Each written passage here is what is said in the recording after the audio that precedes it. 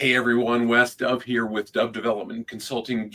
I've got an opportunity to do something a little bit unique today. A lot of times in this Leading at the Next Level podcast, it's a lesson that Cindy and I have taught, and we've been able to do segments of those lessons for you, but we've been doing more and more live interviews, and I'm getting to do that as we share it initially live. It's going to go to our YouTube and our LinkedIn and our Facebook channels, but we're also having it in the podcast platform as we were able to do some editing.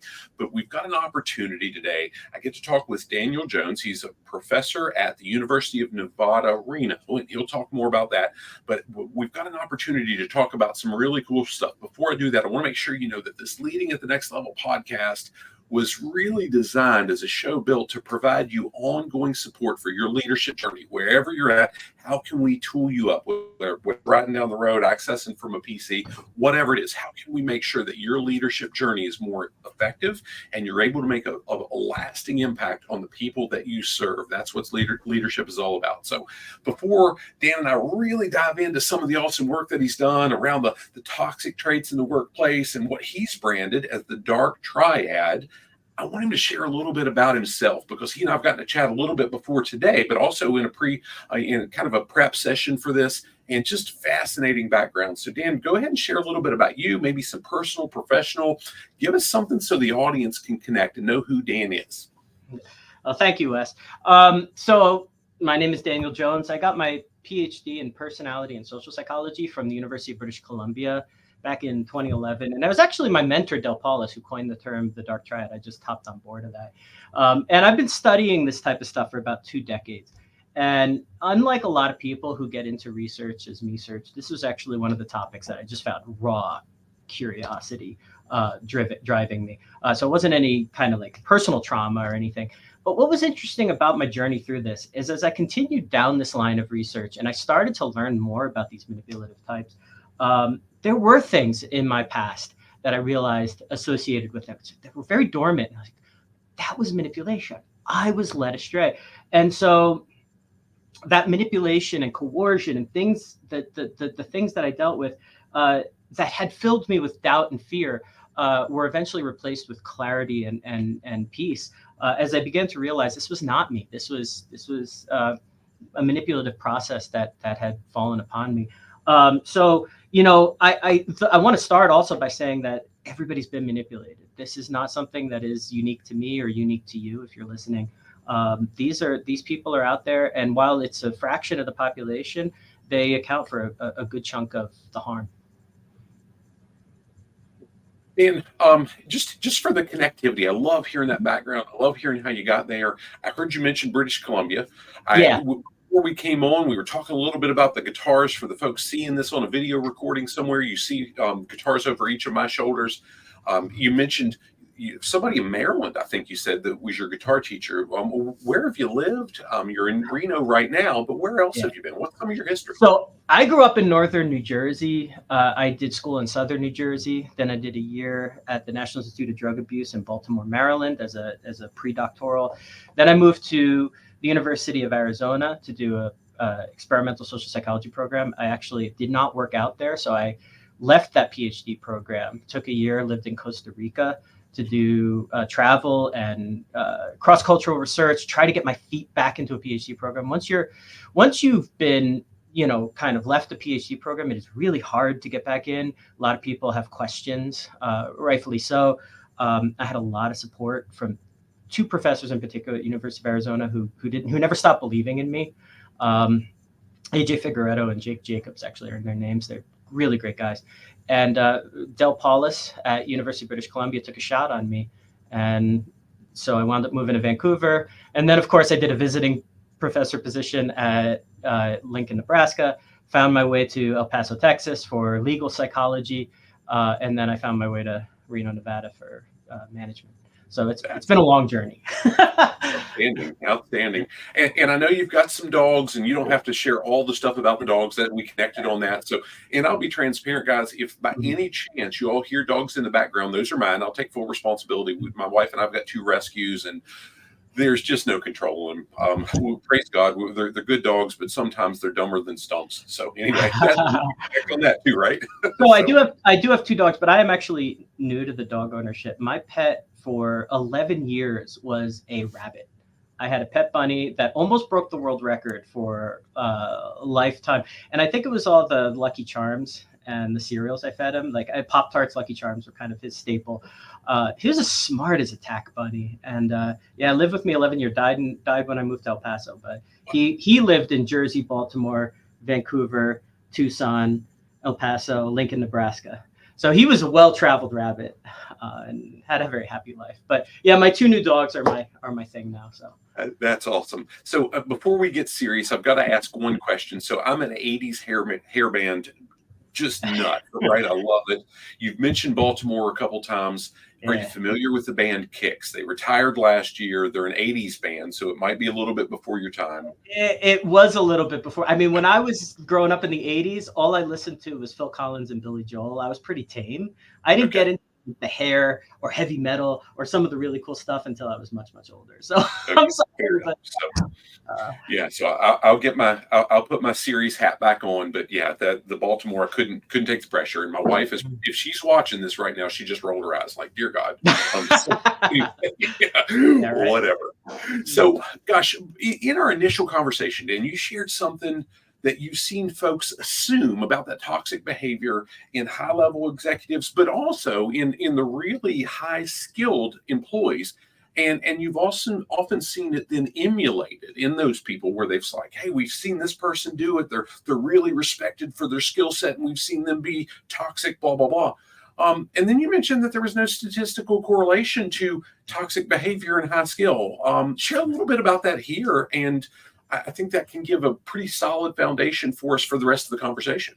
Yeah. So, and I can't speak to other cultures, but I can say in the United States, we have kind of a morbid fascination with highly skilled and rogue leaders. I love the show House, the medical show that was on for many, and people see those examples, right? Of somebody who's incredibly beyond the pale intelligent and aptitude, but kind of an ass, right? And so we have these high profile cases. Steve Jobs is the CEO that comes to mind, was very toxic in his early days, but very visionary. And we tend to think when two unusual things go together, like being extraordinarily visionary and being abusive, but neither of those are common. They're very rare. When those two things go together, it forms what we call in psychology an illusory correlation. So illusory correlations are where two unusual things go together. And because of the unusual nature of both of those events occurring at the same time, we tend to think there's an association when there's not. And so the research was originally done on things like stereotyping and racism, where if you have somebody that's a member of a minoritized group or an unrepresented group, and they do something that's unusual, we tend to think that is associated with that group. I argue that this same thing is going on here with abusive supervision and visionary supervision. We look at exemplars like Steve Jobs, and because we assume they're associated, and humans tend to confuse correlation with causation, we then think if we act abusive, people will see us as competent. And that is there is absolutely no association between those two things. And as we know, abusive and toxic behavior definitely detracts from any kind of visionary skill you would have. Yeah, and it was funny when Kim, I think your cousin, actually reached out to me about this conversation with us. When she reached out, she mentioned some of your background. My initial response was, well, I don't deal with toxic behavior, so I'm not sure there's much I can talk about. Right. And because at this stage in our life, Cindy and I focus so much on how do we develop leaders, not managers and supervisors. I don't give a shit what somebody's title is. I do care about how they serve people. Right. But I was an HR and safety manager for a long time. I was in that field, and I did have to deal with it. And I mean, there are a couple folks that I still help with some onboarding and some hiring today because that was my background, right? And the ones that I'm willing to work with are the ones that say, hey, if they don't match our culture, if they don't match our values, I don't care what their skill is. Right. And so many times, Dan, the companies aren't willing to. I just had a conversation earlier today where it was the hiring manager needs the skill so bad they're willing to take anything, and that wrecks an environment, right? Right. Well, and so I have a friend at New Mexico State University named Becky Perez who did her dissertation on companies being drawn to more narcissistic types when they're failing, when they're swirling the drain, the desperation that comes with, and it's human nature that if you are going down a very, very counterproductive road, things are dire. Who are you going to take as your next leader? You're going to take somebody that's going to be like, oh, well, you're in a bad situation. I don't know what's going to happen. Or the guy that's going to, I'm Superman and I'm going to save you any means necessary, right? But the problem with that, Wes, is as you perceive this talent, this skill, you make a Faustian bargain, right? If the person is toxic. And so, unfortunately, perceived talent is the Trojan horse that sneaks abuse into an organization. Yeah, and so many of the owners that we interact with, so many of the folks that I've done any coaching relationships with where they've got an issue, I've said, hey, we can't. We've got to separate the two things. It's not about I like or I dislike the person. We've got to address the behavior. I can, in fact, say, hey, I love you, but your behavior has violated the policy X number of times. And if I've went through the first and the second and the third step in the disciplinary process, it might be a conversation where I say, I love you, but you don't get to work here anymore. Right. And I think people have to understand in these tough situations that visionary leadership, abusive leadership, while they are unrelated, can be packaged in the same individual. And unfortunately, you now have to make a collective decision about the whole package. You don't get to disembody the person's talent from their behavior. And the vision of one could mean the toxicity of 100. Are you really willing to take that trade-off? Right. And I think that's where that needs to be addressed directly through HR channels, through proper channels. And those people need to be removed regardless of the vision. And I was having a conversation with somebody recently about that. And we were talking about, well, the visionary leadership now belongs to somebody else, and we're going to miss that. Yes, but so does the toxicity. And so you have to understand that what could be a move forward in vision, strategy, talent, productivity could be 3 steps backward in terms of culture, health, and mental health of your workers. Yeah. Amen to that. Yeah. I know I've written on it. I don't remember if it was in What's Killing Your Profitability, it all boils down to leadership, or it was some other lesson I did. But I give an example. I've seen a couple different places where highly skilled, highly effective folks in the roles were in the supervisory or manager role. But the folks, they had a revolving door in the chain underneath them.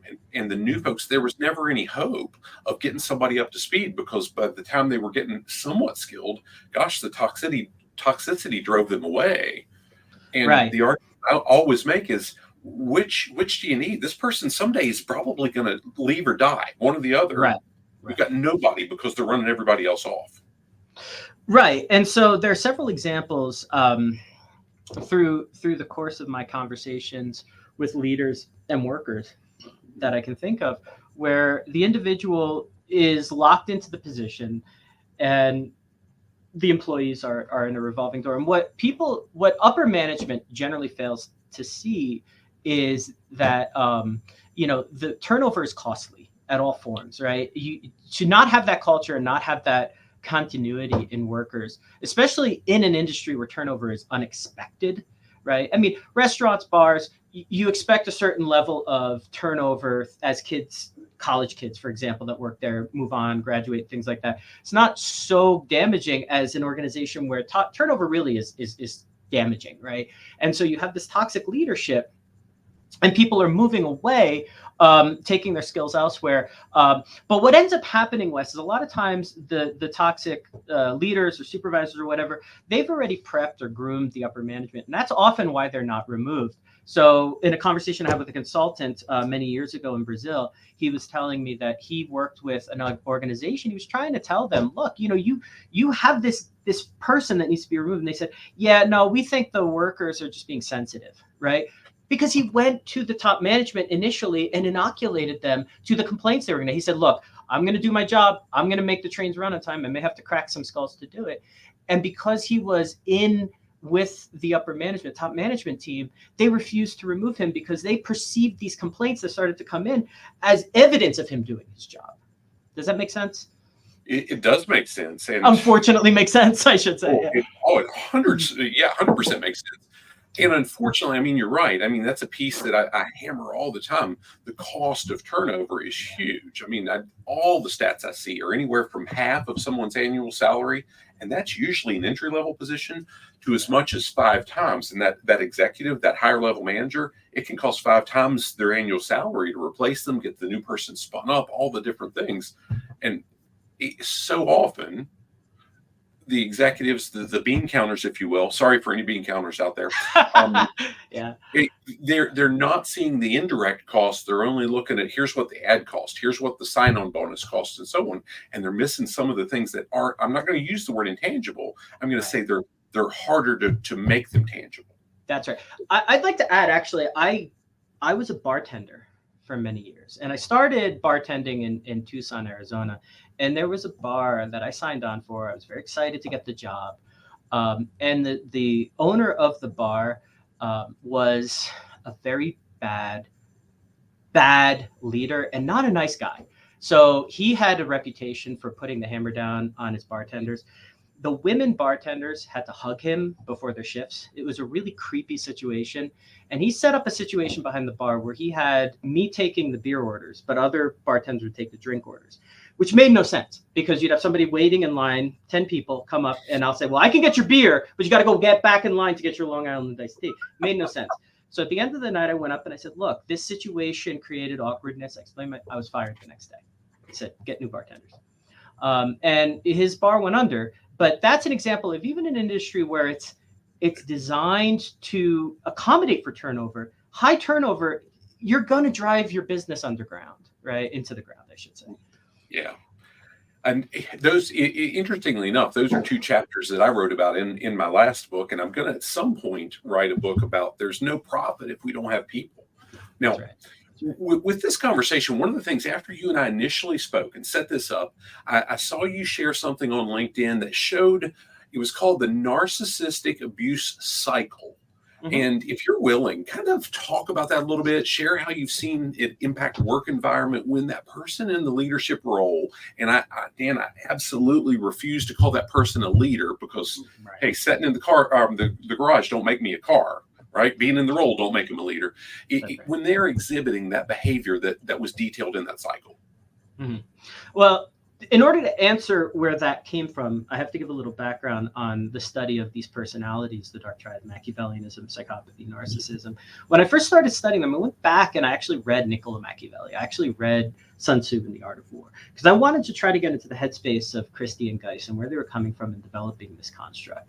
And one of the things that Machiavelli harped on in his book was, you give the masses enough that they don't revolt. Give the masses, give the people what they need to keep them just satisfied, right? Because revolution is the most dangerous thing besides the second in command, is one of the most dangerous things to a leader's power. And I think in a one-on-one relationship, that same analogy holds for how some of these folks think about this. They're going to give you the charm. They're going to give you the honeymoon periods. They're going to give you the love in a romantic relationship, just enough so that you tolerate the abuse. And then you start to question your own judgment, your decisions, and what caused that abuse, right? Because they were so sweet got so thoughtful. So is it me, right? Because if it was abuse all the time, nobody would put up with it. So now extrapolating back to the business world, right? If you have a leader who is, let's say, face traces of narcissism, right? They may lavishly praise, compliment, do something in front of you. It's like, damn, wow, he really put me up on a pedestal there. But make no mistake, if the person fits this pattern and you become a liability, you become a problem, you become something that embarrassed them, they have no hesitation to throw you under the bus because you are pawns in their ultimate game of number one being important. So ultimately, what you end up doing is dealing with this back and forth whiplash in a relationship, especially with a narcissistic individual, where your abuse is punctuated with these moments of praise, compliments, charm. And it's a cycle because it keeps you there, but it also allows them to do the things they feel like they have to do to maintain their power and control. So moving on beyond abuse, manipulation functions in the same thing. Nobody announces their manipulative intention. Okay, Wes, I'm going to manipulate you for the next half an hour. No, manipulators don't do, at least if they have any skill, they don't do that, right? But the thing that's funny about manipulation and the way it's been studied is it's been done all wrong. People will ask, which of these manipulative tactics have you used, or which of these things have you said to a partner? But we don't do it all at once. We do it in sequence, right? So, people high in psychopathy or who lack that impulse control and tend to lie more frequently and copiously, they're going to beeline it to the gaslighting and the coercion. But individuals like narcissistic and Machiavellian individuals, they may not gaslight you at first when you get into a discussion with them. A manipulative leader may start with a conversation like any honest, empathetic person would. Let's do this the rational way first. But if that fails, they will dig into their bag of tricks and the knives come out. So we have to be aware that this whiplash occurs in organizations when leaders will want to pull you in, get you to do things like, hey, buddy, let's do this. But make no mistake about it. When somebody, as Maya Angelou once said, when somebody reveals who they are the first time, believe them. So when that abuse comes back, you have to understand that this is not your fault and you need to get away because you're dealing with somebody who has one of these characteristics or traits. Yeah. 100%. Wow. So you just described at least two folks that I've worked with. One was my direct supervisor of the construction crew I worked for when I was 19 years old. And I watched that nice until he wasn't. And it was a little bit and then back off and then it was less. And at 19 years old, I remember watching the weakest link he would always single out. And over time it was push it out. And then who's the new weakest link? Right. And now, Dan, I'm just as we were having this conversation, I just finished up the manuscript for a new book that's really about why it's so important for anybody in a leadership role to have a clear purpose that gets them out of bed, because quite frankly, some days leading a team, taking responsibility sucks. It'd be easier to just say, give me a stupid job that I can make the widgets. Remember the time to make the donuts commercial from Dunkin'? I do. Yeah. Easier, right? Yeah. I'm saying all that to say, tell me why you do what you do. Tell me more about what drove you, what the Dark Triad.co, some of the different things, what really brought you down this path, and what impact do you want to have through the work that you're doing? For the longest time, like I said, it was raw curiosity and interest that drove my initial on-ramp. Once I got on the highway, it was actually the University of Nevada Reno students that gave me purpose. I would lecture, and I still do. Every semester, I dedicate one class to the Dark Triad. And I'm just basically, this is my area of interest. Suck it up, guys. I'm going to give you a class on it because this is what I love to talk about. And every semester, I'd have a student come up to me, and I have this narcissistic boss. I have this Machiavellian, psychopathic, what I suspect to be, who I suspect to be that type of person. What do I do? And for the longest time, my answers were pathetic. Well, avoid them. Duh. Deal with them over email. Quit. Go to HR. Have a conversation with them. And every single time, more often than not, the students say, tried all that. You got anything else? No, I'm out. That was unacceptable to me. And I finally realized these students are a microcosm of the larger workforce. And we need to come up with some solutions, actionable solutions, tangible advice where people can actually manage the situation until they can get away. Because nothing I'm going to do, nothing I'm going to say, nothing I can teach you is going to teach you how to deal with these people in perpetuity, because they are not going to change. There is a permanence to a lack of empathy and a lack of honesty. They are thinking one step ahead of you constantly. They are always planning. You are always going to play catch up with their manipulation. So no matter how good you are, if you are an honest, empathetic person, you do eventually acclimate to the company you keep. Get away. That is, I cannot emphasize that enough. But if you are stuck and there is no place to go for the time being, you've got to feed your family, you've got to get a salary, you can't leave this location, you have a sick relative, then what I tell people, and through the TEDx talk that I gave, is there are 3 basic strategies that you can use to get through it, which is stay cold, keep emotionally distant. Don't let that whiplash, that yo-yo effect of the charm pull you in. The person, you have to focus now on the externalities. I'm here for my family, which leads to the next one, which is bottom line. Why are you there? It's to support your family. Remind yourself of that. Put pictures of your family. Remind, this is for my daughter. This is for my, stay on that external focus. And then rational. You're not going to win in a battle of public appearance. They have already crossed those T's and dotted those I's. You are not going to get them to fall to their knees and say, you're right. Oh my God, I've been an asshole my whole life. I see the light. Now, that is not going to happen. That has never happened in the history of narcissism. Okay. What can you get out of the situation now? You got to be brass tacks. If I do this, I will get that. These are the external reasons. I'm going to proceed with that knowledge. Okay. So I call it if you use, like CPR to help people breathe, then CBR, cold bottom line rational, is helping people breathe in these situations. But at the end of the day, it's a stopgap, Wes. There's no way you're going to fix the situation. You got to get out when you finally can. And so that inspired me. I couldn't deal looking in their eyes and saying, yeah, we've studied this stuff for more than 20 some odd years, and I have nothing for you on how to protect yourself from them. That's unacceptable to me. So I almost got mad. And so 20 years, we've known how they hurt, why they hurt, who they hurt, nothing on how to help them. So that's why what really has reinvigorated my research stream and got my passion going now. Dan, I couldn't be more taken back by the response. I just love that, because the second part of the manuscript for the Leading with Purpose book that I've got is really about how a leader needs to make sure they understand their individual team member's purpose and help that team member connect what they've got to do on a given day back to what drives them as an individual. And that's and that's just so important. You weren't talking to folks that reported to you. You were talking to folks, students in your case, but the folks coming to say, how do I fix this? And that's what leadership's all about. That's stellar. And that's the impact. Think of the ripple effect that you've got when you give those tools to somebody, the CBR, and I put those in the comments, the CBR instead of CPR. When you help somebody connect the dots, hey, I've got to go through this suck right now. Right. But here's why I'm doing it. And here's how here's what I'm looking for. That's right. And I want to caution. Yeah, go ahead.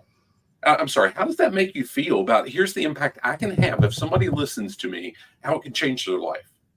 I mean, that's where I derived my passion. There was my dean was just talking at a college meeting the other day about a book he read it's called The Meaning of Life. And to give you the Cliff Notes version of it, it's other people, right? What are we leaving? What impact are we having on people when we leave this earth? What mark have we made in the minds of our comrades? And I think that makes a lot of sense. And so for me, moving aimlessly paper to paper as an academic wears on you after a while. Okay, the 200th paper, am I going to derive meaning from that? And so on, right? The 200th paper that 3 people are going to read at some point. What is the point of this journey? And I feel like those people who have reached out and said, I need help, have given me now a purpose beyond just tenure, full professor, and grants, and a cycle of research that felt to me very diffuse and very obtuse in my sense of purpose. And now I feel reinvigorated through that. And so, yeah, I think those UNR students, I owe a great deal of gratitude. I have a great deal of gratitude to them for alerting me to the fact that this needs to be done. So yeah, and to the other part of leading with purpose and finding meaning in other people. I mean, at the end of the day, if I help one person with this, mission accomplished. But I also want to caution that I don't want this to become a never-ending arms race of manipulation, right? The CBR stuff I talk about never should be used in healthy relationships, never should be used with empathetic, kind people. And I'm going to go out on a limb and say the majority of issues you're facing at work, anybody listening to this, exhaust the legitimate channels first. Don't beeline it to CBR. Go talk to the person, talk to HR, get communication errors, misunderstandings. That is the vast majority of workplace toxicity. Yep. Deal with it, get on the right page, get on the same page, lead up. There's a great TEDx talk by Leif Babin, talks about lead up, with your leaders. Do all those things. Make an effort. Don't just assume the person's a narcissist. We see narcissists in our sleep these days. We have to stop doing that. There are people who are good-hearted people that make mistakes. Learn to forgive, learn to move on. Okay. But if you are dealing with somebody like this and you can't get away, then it's a time to deploy the tactics. But I don't want to see people manipulating each other all over the place. That was never my purpose. Funny you say that, Dan. Several years ago, Cindy and I are leading a group through some communication tools, and one of the participants kept asking me through the process, well, what would keep someone from using this to manipulate others? And finally, I just got pissed off. And I said, the only way I know to not be manipulative is don't freaking be manipulative. Yeah. Well, and it's interesting because if you read 48 Laws to Power, right, it has a very cynical flavor to it.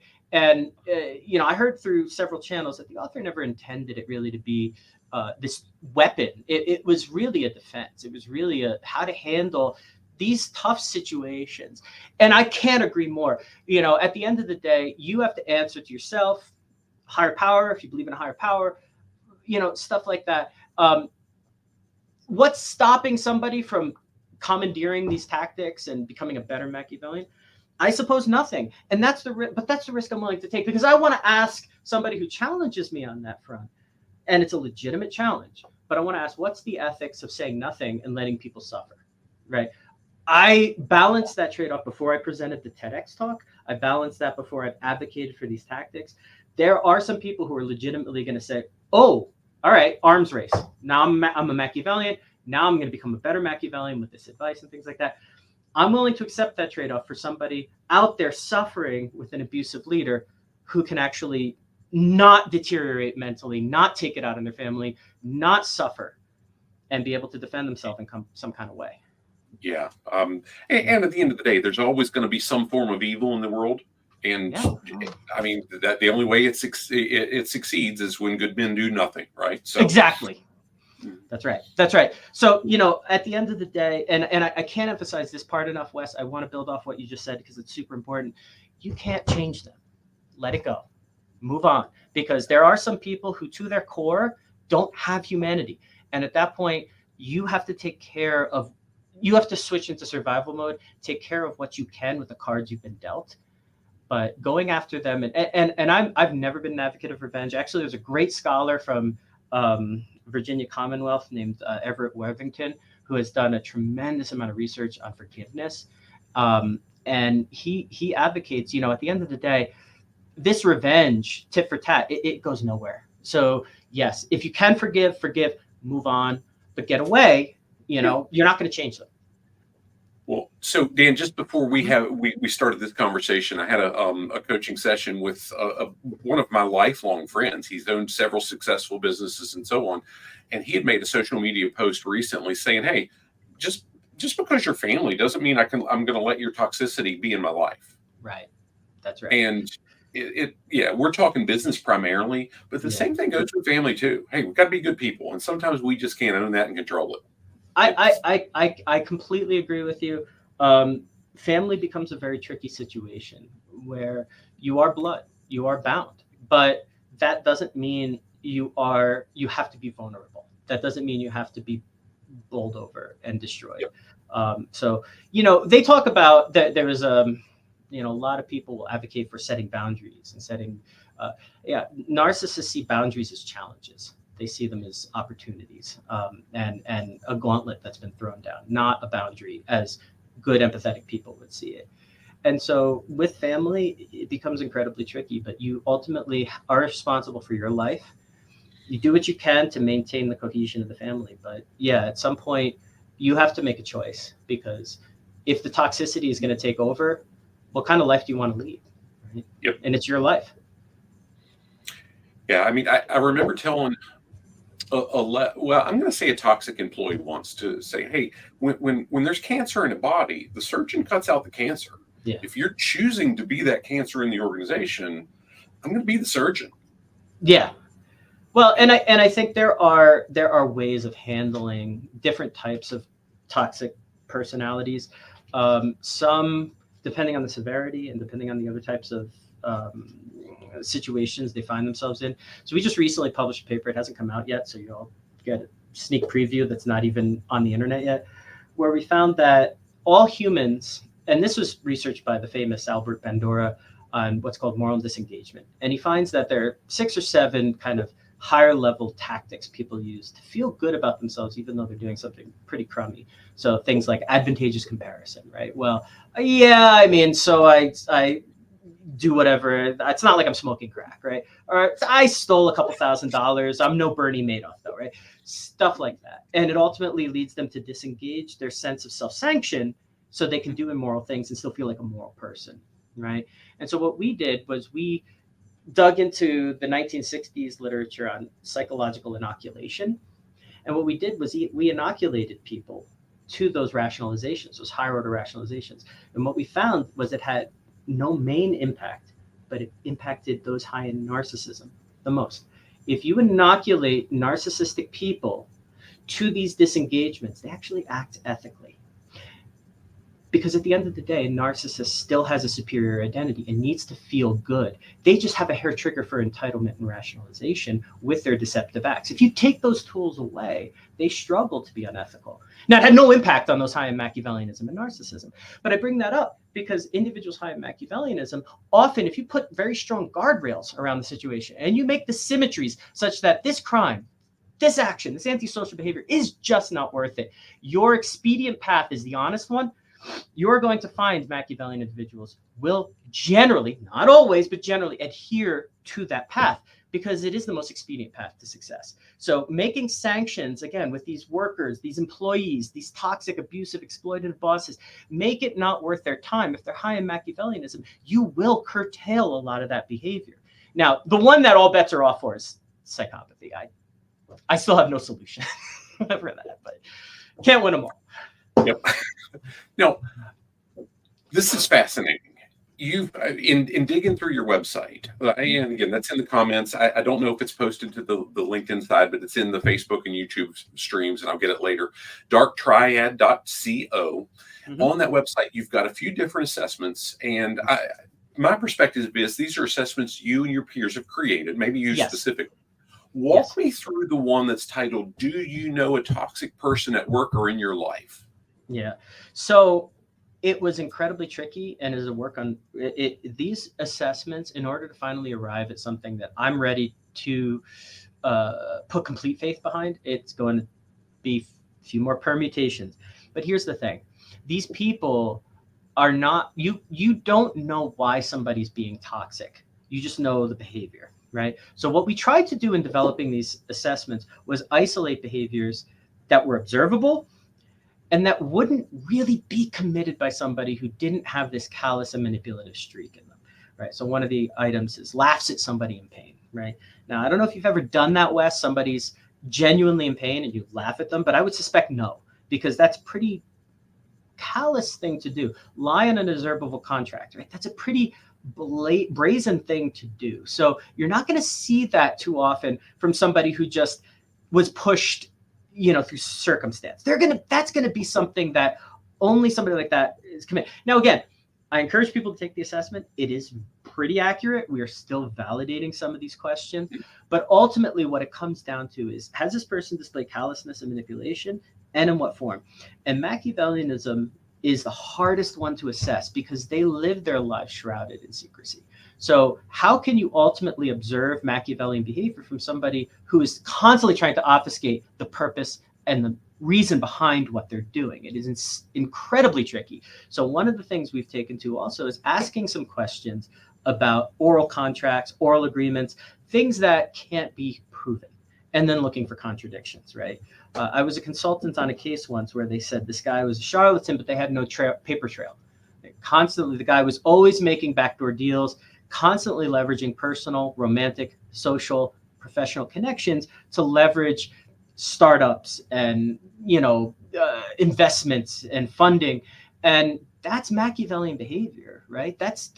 There's no paper trail. It's very hard to convict people. And now as things have gravitated towards cybersecurity, AI, online behavior, it's so incredibly difficult to prosecute find, let alone trace any of this type of behavior. So a lot of them have found a safe haven with cyber crime. And that's why I'm drawn a lot to the cybersecurity research. So at the end of the day, yeah, you've got, Machiavellian behavior, but it's incredibly difficult to track. So that's why I say this assessment, getting back to the point, that you can take, and it's accurate. I promise people it'll give you a ballpark of where they're at. It's not the final, final version. It's a work in progress. It's a first stab at trying to do this in a meaningful way. Yeah. And it's something that's a no-cost resource that you've got out there right now. It's part of the research you're doing, right? So it's a really cool tool for somebody, if you're dealing with this, to go to the darktriad.co and work through it. Dan, I noticed your email's on there, so you've even got the touch point to say, hey, how can I walk you through this and isolate the situation? It's pretty cool that you're willing to do that. And I want to say also, anybody from, a major corporate leader to somebody dealing with a domestic violence situation to somebody dealing with just a narcissistic brother or sister, reach out to me. I'm not a therapist. I don't diagnose. I don't do therapy, but I can give tools to at least elucidate or illuminate the situation, give you some clarity as to what's going on. And I am open to conversations. Please reach out. Yeah. And one of the things that you said earlier, and it just brings me to, so for about 15 years or so, I traveled North America training on this thing called behavior-based safety. Mm-hmm. And what I learned, and we talked about so much through that, is I can't see your attitude or your emotion, but I can indeed see your behavior. And through your behavior, I can learn to understand your attitudes and your emotions. Precisely. And I loved what you said about these specific behaviors are ones that are only likely to come from folks with these specific emotions. That was how the assessment was designed initially. There are, again, like I said, future iterations coming out as we learn more. And again, if you have ever accidentally laughed at somebody in pain, or maybe you fudged a signature on something once because it was trivial, that doesn't mean you're a raging psychopath. Okay, please understand it's an accumulation of these behaviors over time that create red flags. But ultimately, one of the things that frustrates me about organizations, and I think we need to do a better job of this, is helping each other out. I just gave a talk to the Nuclear Energy Institute on their preparation for duty and fitness for duty.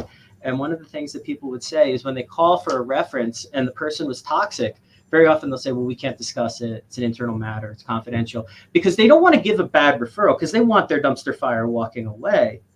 But they don't want to impugn their integrity to the point where they lie and say, oh, he's great, take him. So they end up in this messy middle where they don't want to talk about it. And I really want to break this culture of silence across organizations. When somebody is toxic and we need to get rid of them, let's also be honest about these things. Because, at the most egregious forms, you have predators, right? People who are teachers, scoutmasters, who are abusing children or doing really horrible things, and they move on to another district.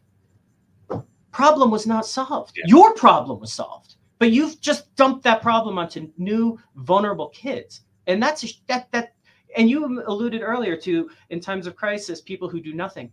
Yeah, that's exactly what you're doing. Yeah. So let's create a culture where people can't just take their unethical behavior somewhere else, where they're actually held accountable for it.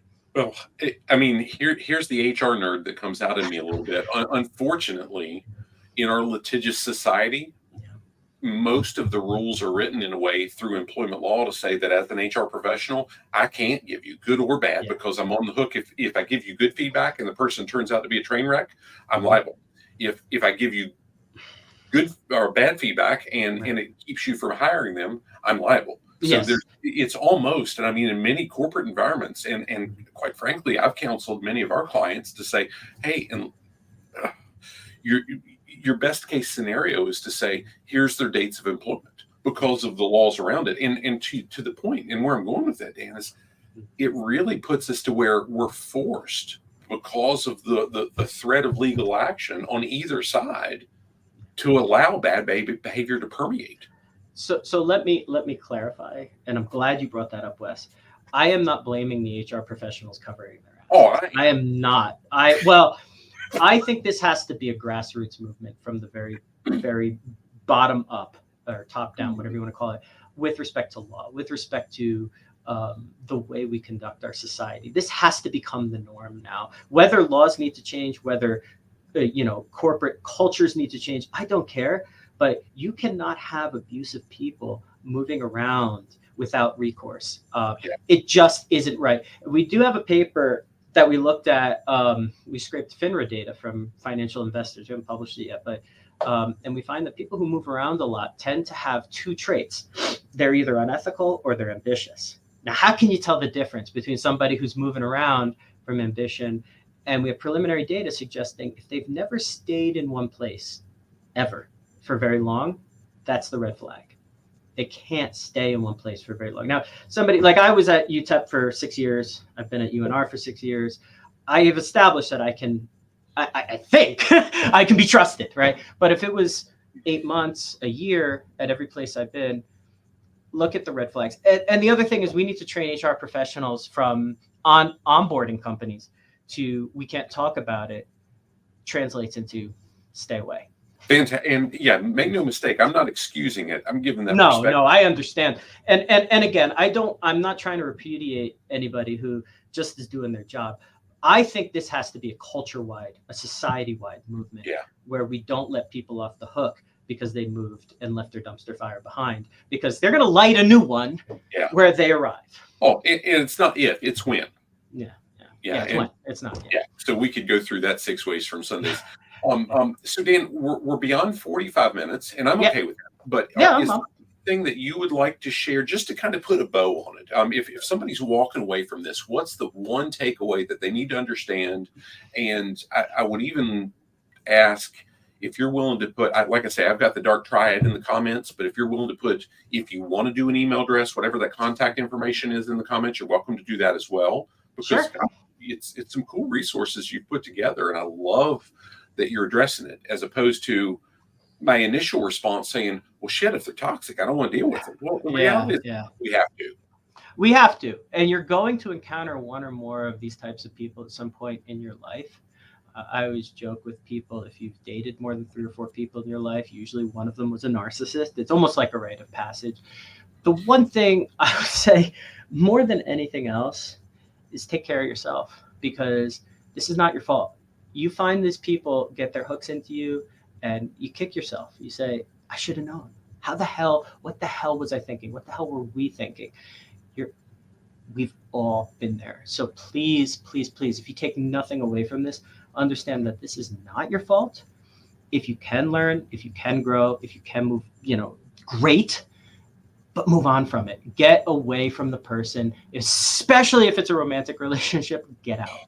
It's not going to change. It's never going to change. And it's the same thing with these company cultures. When these people reveal their hands, believe them and move to get rid of them. Because ultimately, it's the difference between getting rid of maybe somebody who's kind of sexy and visionary and punchy in their ideas versus the whole company going down. I am not being dramatic. I have seen it happen. So yeah, if nothing else, accept the situation for what it is, accept the decisions you've made, understand that this is not something that you should be self-flagellating over, but you do need to take very serious, pragmatic, and action-ready steps to move on. Dan, this has been fantastic. I've enjoyed it. I'll give a quick closeout. I'll end the stream and so on. Hang with me, and we'll chat once the feed killed. Mm-hmm. So if you're accessing this, if you're on the podcast or wherever you're at and you're accessing this and you need continuing education credit, this, what Dan and I are doing, I didn't submit it in advance for HR, CI, or SHRM like we usually do, but much of our body of work is. And if you need those credits in the human resource, even though I've attacked you a little bit in the human resource send me an email at admin@dove-development.net, and I'll hook you up with a complimentary or a 45-day pass to one of our courses that has, gosh, I think about 150 lessons that are approved for credit in it right now. You can kick the tires, access it, get your credits, do whatever. And if it serves you, great. But with that said, Dan, thank you so much for the time. I hope this serves you well. This has been a pleasure. Yeah, and again, the website is darktriad.co, and my email is either djones2@unr.edu or jonesdn@gmail.com. I check them both regularly. And I'm putting the Jones D in because I captured that. It's in the comments. Yeah. Right now. So it's out there. And again, thank you for that time. Stick with Thank you me. for having me.